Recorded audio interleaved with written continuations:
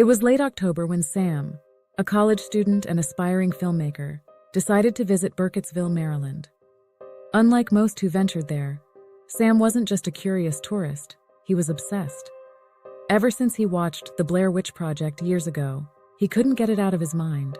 He devoured every theory, read every book, and watched every documentary about the mysterious disappearance of Heather, Josh, and Mike. But Sam wanted more than stories. He wanted answers. He believed that if he retraced the filmmakers' steps, he could uncover the truth behind the legend. Armed with a camera, a map, and a sense of invincibility only a young adult could possess, Sam set out alone into the Black Hills forest. The locals had warned him, of course. They always did. But Sam had shrugged off their superstitions. After all, it was just a movie, wasn't it? As the sun dipped below the horizon, casting long, eerie shadows across the forest floor, Sam began to feel the weight of the silence around him. The forest was unnervingly quiet, save for the occasional rustling of leaves or distant hoot of an owl.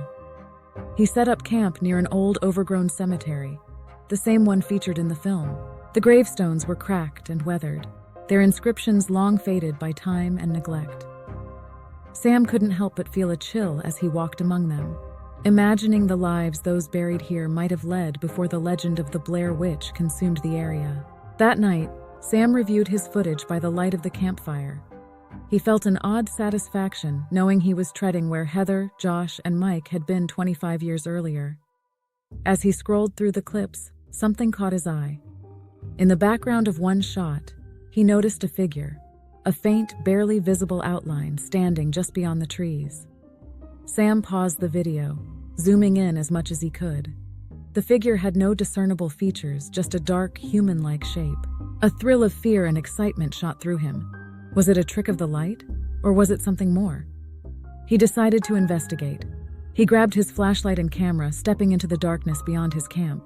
The forest seemed to close in around him as he ventured deeper, the trees standing tall and menacing like silent sentinels. Every snap of a twig, every rustle of leaves made his heart race. But he pressed on, driven by a need to capture whatever it was that appeared in his footage. Minutes turned into hours, and the cold began to seep into Sam's bones. Just as he was about to turn back, he saw it. A figure standing in the distance, partially obscured by the trees. It was the same shape he had seen in his video, only now it was closer. "Hello?" Sam called out, his voice trembling. The figure didn't move. Sam cautiously approached, his flashlight flickering as if the very light was being drained from it. The figure remained still, unmoving, almost as if it were waiting for him. As he neared, Sam's breath caught in his throat. The figure was a man, or at least it had been once. His clothes were tattered, his skin pale and sickly, his eyes hollow and lifeless. But what terrified Sam the most was the man's face. It was Josh. Sam stumbled back, his mind reeling. It couldn't be. Josh was dead, missing for decades. But there he stood, staring at Sam with empty eyes. "Help me," Josh whispered, his voice raspy and barely audible. His lips cracked, as if they hadn't been used in years. Sam felt a surge of panic, but his feet were rooted to the ground. He watched in horror as Josh's mouth twisted into a pained grimace. "She's coming!"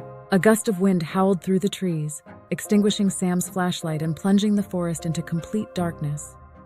Sam fumbled with his camera, its night vision flickering on just in time to see something move behind Josh.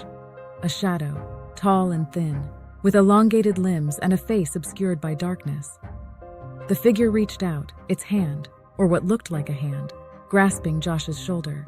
Josh's eyes widened in terror and he screamed. A blood-curdling, soul-wrenching scream that echoed through the night. The shadowy figure began to drag him backward into the darkness as Josh clawed at the ground, leaving deep furrows in the dirt. Sam was frozen in place, too terrified to move, too terrified to breathe. He watched as Josh was pulled into the forest, his screams fading until there was nothing but silence once more. And then slowly the shadow turned toward Sam. "Run!" Sam's mind screamed, but his body refused to obey. The shadow began to move toward him, gliding effortlessly over the forest floor. It was closer now, close enough for Sam to see the faint outline of a face, eyes that burned like embers, a mouth that twisted into an unnatural smile. With a sudden burst of adrenaline, Sam turned and ran. He crashed through the underbrush, branches tearing at his clothes and skin, his heart pounding in his chest like a drum. He didn't know where he was going. He just knew he had to get away, far away from whatever that thing was. The forest seemed endless, the trees stretching on for miles. But Sam didn't stop. He could hear the whisper of the wind behind him, the sound of footsteps that weren't his own. He ran until his legs burned, until his lungs screamed for air, until he could run no more. When he finally collapsed, gasping for breath, he realized he was no longer alone. The figure stood before him, its eyes glowing in the darkness, its smile wide and cruel. It raised a hand, and Sam felt a coldness unlike anything he had ever experienced, a coldness that seeped into his very soul. "Join us," the figure whispered, its voice like the rustle of dead leaves. And then everything went black. The search party found Sam's camera 3 days later, near the ruins of an old house deep in the forest. The footage was disturbing, to say the least.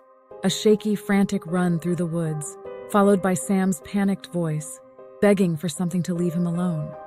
The last few seconds of the video showed Sam standing in the corner of an old, decrepit room, facing the wall, just like the children in the legend. Sam was never found.